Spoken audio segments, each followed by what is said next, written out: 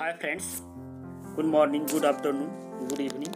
When you see this video, I am Rajesh Kumar. Welcome you in my YouTube channel C&D Classes.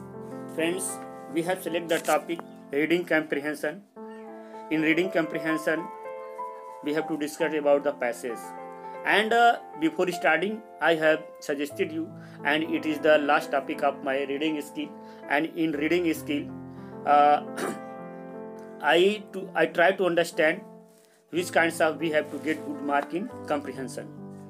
Friends, when started to solve this question, we have to first problem for me how to be expert reading comprehension and how to answer comprehension question. It is a very big problem for me when goes to solve the passage and reading comprehension.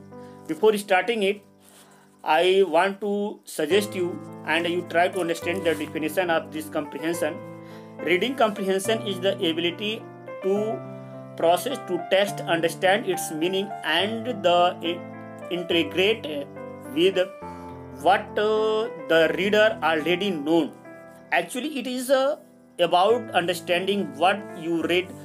When you comprehend what you are reading, you are not only understanding the words and their meaning, but you are also understanding them enough to for opinion, thoughts, feelings, reflection, and other kinds of extra. And what the words mean, understanding, ending about it, and it is the very important for you to understand such like these topics. Friends, हम यहाँ पे अगर हम चर्चा करते हैं तो हम पाते हैं जो रीडिंग कम्प्रिहेंशन यहाँ पे दिया हुआ है। रीडिंग कम्प्रिहेंशन के लिए हमने कुछ ऐसे पॉइंट्स को आउट किया है जिसके बारे में यदि हम उसको पैसेज को सॉल्व करते समय यदि ध्यान रखें तो हम कुछ बेहतर कर सकते हैं। तो पहला यहाँ पे देख रहे हैं fundamental skills required for reading comprehension. मतलब जब हम रीडिंग कम्प्रिहेंशन अर्थात पैसेज को हम सॉल्व कर रहे हों तो हमको किस किस शब्दों पे किन किन पॉइंट पे मुझे ध्यान देना होगा। तो पहली बात हम यहाँ पे देख रहे हैं जो लिखा हमारा knowing meaning of the words, अर्थात जो पैसेज हम सॉल्व कर रहे होते उस पैसेज को सॉल्व करने में हमें उस शब्दों को अच्छी तरीके से उसका अर्थ पता होना चाहिए। यदि पता होता है तो हम आगे सामंजस्य बना पाने में सक्षम होंगे। लर्नर्स, यहाँ पे हम दूसरे टॉपिक के रूप में हम जो लिखने का प्रयास किया है वो देख रहे होंगे ability to understand meaning of a word from discourse context, अर्थात जो व्याख्या के रूप में जो लेखक ने उस पैसेज में जिन शब्दों को लिखा है हम उसके मीनिंग को सही तरीके से समझने की क्षमता रखते हैं तो हम अच्छे नंबर प्राप्त कर सकते हैं। फ्रेंड्स, जो यहाँ पे जो तीसरा हमारा नंबर है ability to draw interference from passage about its context, अर्थात जितने उसमें जो शब्द दिए गए हैं प्रत्येक शब्द का एक दूसरे के साथ हस्तक्षेप के रूप में चाहे सामंजस्य के रूप में किस प्रकार से एक दूसरे का सामंजस्य बना है। यदि शब्दों को इसके पकड़ को पैसेज में अगर हम बना पाते हैं तो हम समझ सकते हैं कि कौन सा शब्द किसके रूप में किस किस तरीके से क्या अर्थ देता है और शब्दों को सामंजस्य बना करके उस पैसेज का अर्थ निकालने में सक्षम। तो लर्नर, हम यहाँ देख रहे हैं जो चौथा टॉपिक है हमारा, इस चौथे टॉपिक में हम चर्चा करने वाले हैं। लिखा है ability to identify the main thought of the passage. हम जब पैसेज को पढ़ रहे हों लर्नर्स तो हम इस बात को ध्यान में रखना है कि जिस विचारधारा से लेखक ने लिखा है क्या हम उसको पहचान पाने में सक्षम हैं कि नहीं है, हम उसे आइडेंटिफाई कर पा रहे हैं कि नहीं पा रहे हैं। तो लेखक जो पैसेज को लिखा उसके थॉट को उसके विचार को हमको उस पैसेज में समझने की क्षमता आनी चाहिए। जो पांचवा यहाँ पे बात कर रहा है लर्नर्स, हम देखते हैं ability to answer question answer in the passage. जो फ्रेंड्स यहाँ पे इस पैसेज को मैंने शॉर्ट फॉर्म में लिखने का प्रयास किया है तो कह रहा है आप जब प्रश्न का उत्तर दे रहे हो पैसेज का तो आपको उस पैसेज के उत्तर को देने के लिए आपके अंदर ऐसी क्षमता विकसित होनी चाहिए कि आप सही तरीके से उत्तर को समझ पा रहे हैं कि नहीं पा रहे हैं। जो छठवां है फ्रेंड्स यहाँ पे बात कर रहा है ability to determine writer's purpose intent and the points of view.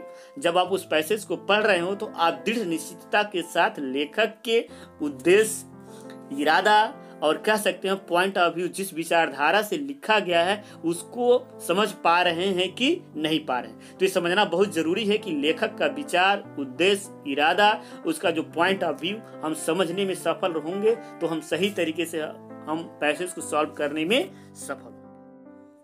So friends, we have discussed about another topic that related to solving this process of attending reading comprehension. Friends, मैंने यहाँ पे संक्षेप में लिखा है कॉम्प्रिहेंशन है। तो जब हम रीडिंग कॉम्प्रिहेंशन को सॉल्व करते हैं तो किस किस प्रकार की प्रक्रिया को अटेंड करेंगे, अपनाएंगे। इसमें फ्रेंड्स हमने देखा है, लिखा भी है कि first step, second step, third step और फोर्थ स्टेप। तो अगर हम 4 स्टेप को अगर हम ध्यान में रखते हैं फ्रेंड्स, तो हम नंबर पाने में, चाहे पैसेज को सॉल्व करने में, करेक्ट उत्तर पाने में हम सफल हो सकते हैं। तो फर्स्ट स्टेप पहला अगर हम देखते हैं, अगर इसको अप्लाई करते हैं तो यहाँ पे हम पाते हैं लिखा है read the passage at the comfortable speed.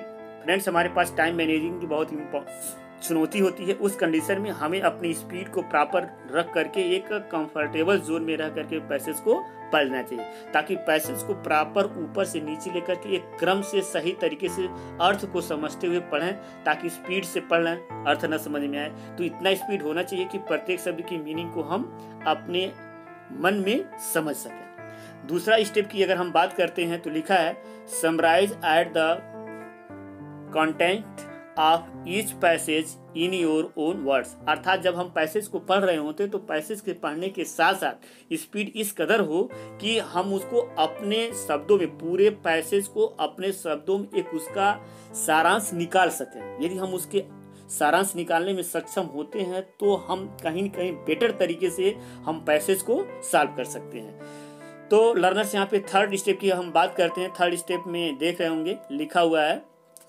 One go through with the all paragraph. लेकिन जो पैराग्राफ दिया है, प्रत्येक पैराग्राफ को आप ऊपर से नीचे तक एक प्रॉपर वे में, एक सीक्वेंस से जाना चाहिए, ताकि आप सही तरीके से उसके अर्थ को समझ सकें। और जहाँ तक बात करते हैं फ्रेंड्स, यहाँ पे चौथा स्टेप है। इस चौथे स्टेप में लिखा है answer the question by eliminating the wrong option. जब हम प्रश्न का उत्तर दे रहे होते हैं तो प्रश्न का उत्तर देने में हमें 4 ऑप्शंस मैक्सिमम दिए होते हैं। जो रूल्स है इस तरीके से है, जो प्रश्न पूछा जाता है तो ये क्वेश्चन के 4 विकल्प दिए होते हैं। तो 4 विकल्प में उन सब क्वेश्चन को, आंसर को दरकिनार करना है, रद्द कर देना, हटा देना है जो ऑप्शन में होता है लेकिन होता नहीं है।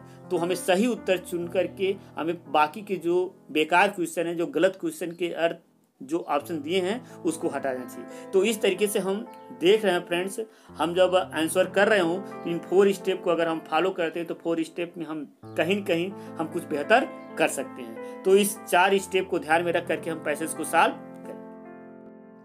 Hi friends, in reading comprehension we have given another topic and you should follow such like this. If you are able to follow such like this topic and you can get good marks in your solving question in reading comprehension. Friends, यहाँ पे screen पे देख रहे होंगे लिखा हुआ है point to remember while solving reading comprehension. अर्थात जब हम पैसेज को सॉल्व कर रहे होते हैं, रीडिंग कम्प्रिहेंशन को सॉल्व कर रहे होते हैं, तो उस समय सॉल्व करते समय इन पॉइंट्स को जो हमने दिया है 8, 10, 12, इस पॉइंट्स को आपको अपने माइंड में रन कराना चाहिए। यदि इसको ध्यान में रखते हुए यदि हम पढ़ते हैं तो निश्चित तौर पे पूरे पैसेज को हम अच्छी तरीके से समझने में सफल होंगे। तो जब हम समझ जाएंगे तो उत्तर ढूंढने में भी हम सफल होंगे। तो कौन कौन से पॉइंट्स हैं जिसे हमको सॉल्व करते समय ध्यान रखना चाहिए। पहला यहाँ पे बात कर रहा है रीड द पैसेज केयरफुली। पहले तो आप पैसेज को इत्मीनान से ध्यान दे करके एकदम केयरफुली के साथ, पूरे चतुराई के साथ, समय को ध्यान में रखते हुए पूरे पैसेज को आप पढ़ लीजिए। पहला। दूसरे की हम बात करते हैं try to understand the contents. मतलब जब आप पैसेज को पढ़ रहे हो तो आप सही तरीके से दिए गए घटक को जो उसमें बताने का प्रयास किया गया है, जिस आइडियाज को दिया गया है, जिस इमोशंस को दिया गया है, आप उस सही तरीके से उस अंडरस्टैंडिंग को, उस कंटेंट को समझने में सफल हो, प्रयास करें इतना। तीसरे टॉपिक में हम बात करते हैं लिखा हुआ है try to understand the meaning of the every words, अर्थात प्रत्येक जो शब्द दिए गए हैं प्रत्येक शब्द को आप सही तरीके से अर्थ को निकाल करके आप सही तरीके से लेखक के विचारों से आप जोड़ पाने में सफल हो पा रहे हो। In the constant the passage, अर्थात जो पैसेज में दिया आप सही तरीके से प्रत्येक शब्द के मीनिंग को आप सही तरीके से अर्थ निकाल करके समझ पा रहे हो, ये तो होना चाहिए। कह रहा है जो चौथा यहाँ पे लिखा है, try to find the answer after reading passage, जब आप पैसेज पढ़ रहे हो तो आप सही तरीके से उसके नीचे दिए गए सारे प्रश्न को आप इसके उत्तर से सही तरीके से आप उत्तर निकाल पाने में सफल हो पा रहे हो। फ्रेंड्स यहाँ पे हम बात करते हैं इसके आगे, तो एक पॉइंट दिया हुआ है जैसे कि आप देख पा रहे होंगे जो लिखा है यहाँ पे 5वां, चेक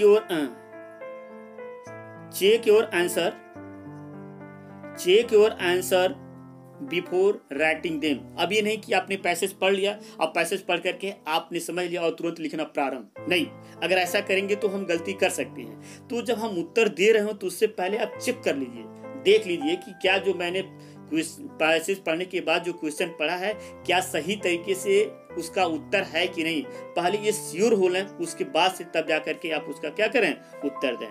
फ्रेंड्स यहाँ पे 6वें में जो बात कर रहा है, answer should be in same tense, अर्थात जब हम पैसेज के नीचे लिखे हुए प्रश्नों को पढ़ रहे हो तो प्रत्येक जो सेंटेंस दिया गया होता है प्रश्न पूछने के लिए उसका किसी न किसी टेंस में हो, तो जब हम रिप्लाई कर रहे हो तो ये नहीं कि पैसेज से उठाया कट कॉपी पेस्ट करके हमने उत्तर लिख दिया, नहीं, ये चीज ध्यान में रखना चाहिए कि जब भी हम उत्तर दे रहे हो तो उत्तर देते समय कहीं न कहीं टेंस का भी ध्यान रखना चाहिए कि किस टेंस में है। अगर प्रेजेंट इंडेफिनिट टेंस में अगर क्वेश्चन दिया हुआ है तो हम प्रयास ये करें कि प्रेजेंट इंडेफिनिट टेंस में हम उत्तर देने का प्रयास करें, ये इतना ध्यान, टेंस संबंधी एरर को भी हमें ध्यान में रखना होगा। तो फ्रेंड हम एक दूसरा जो नया टॉपिक, जो नया हमारा नंबर है वो 7वां है। 7वें में कह रहा है answer the question on the basis of passage.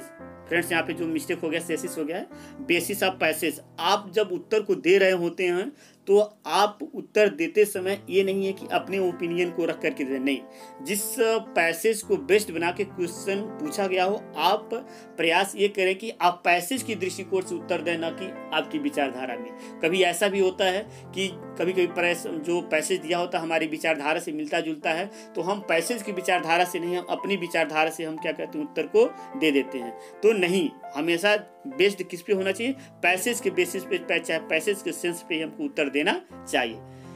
Students हम 8वें टॉपिक पे, 8वें नंबर पे हम बात करते हैं मेक लॉजिक गेस। और अगर आप पूरे पैसेज को पढ़ते हैं तो पूरे पैसेज के पढ़ने के बाद कहीं कहीं जो तर्क होता है, तर्क शक्ति का भी प्रयोग करके आप पूर्णतः आंसर को समझने में सफल हो सकते हैं। 9वां टॉपिक जो बात कर रहा है यहाँ पे, review the answer at least twice. जब आप उत्तर देने जाएं तो कम से कम प्रश्न का उत्तर देने से पहले आप 2 बार उसको रिवाइज कर लें, श्योर हो लें कि हाँ जिसमें प्रश्न का उत्तर देने जा रहा हूं ये सही है कि नहीं है। 10वां की हम बात करते हैं। 10वें में इसने समझाने का प्रयास किया है बच्चों, लिखा है always go through the question first. जब आप पैसेज को पढ़ रहे हो तो पैसेज को पढ़ने से पहले सही तरीके से आप अपने हाथ में पेंसिल ले करके आप क्वेश्चन को पढ़ के ट्रिक कर लें, और ट्रिक करने के बाद जब आप पैसेज में कहीं पढ़ रहे होते हैं उस दौरान यदि आपको कहीं मिल जाता है रिलेटेड इससे तो एक बार ट्रिक कर लें और दोबारा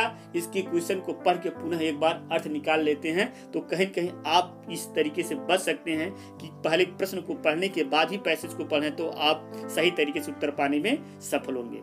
फ्रेंड्स हम 11वें टॉपिक पे हम बात कर रहे हैं, try to link the question to your answer. कम से कम इतना तो प्रयास होना चाहिए कि हम जो प्रश्न दिया है प्रश्न का जो क्या कर सकते हैं, प्रश्न के उत्तर से हम लिंक करने का प्रयास करें, जोड़ सकें सही तरीके से प्रश्न का उत्तर का जो संबंध एक दूसरे के साथ बन रहा है हम जोड़ने में सफल हो, इतना तो होना चाहिए। कह रहा है 12वां कह रहा है revise your answer carefully to avoid any mistake. अर्थात उत्तर देने के बाद भी कम से कम एक बार रिवाइज कर लीजिए, दोहरा लीजिए, देख लीजिए कि बाय द वे कहीं यदि मिस्टेक हो गया है तो लास्ट में जाते जाते भी उसको दोहरा करके भी अपने उत्तर को आप सही कर सकते हैं। तो लास्ट में जाकर के एक बार रिवाइज होना जरूरी है। फ्रेंड्स यहाँ पे जो नंबर टॉपिक जो 13वां दिया है, लिखा है most importantly time management should be followed. हाँ, ये चीज तो ध्यान होना चाहिए। जब हम परीक्षा दे रहे होते हैं तो हमारे पास इतना सफिशिएंट टाइम नहीं होता है कि 5 बार 10 बार हम पैसेज को पढ़ें, और इतना ध्यान देना चाहिए टाइम को मैनेज करते हुए ही हमको प्रश्न को उत्तर देना है। और कितनी बार पैसेज को पढ़ना है ये समय पे डिपेंड करता है कि कितना समय बचेगा तो कितना सही तरीके से हम पढ़ पाएंगे। समय को ध्यान में रखना। Time management is the very best for you if you are give the your mind and time in this condition, you will be able to achieve good mark. So friend, have a nice day. We meet you next video.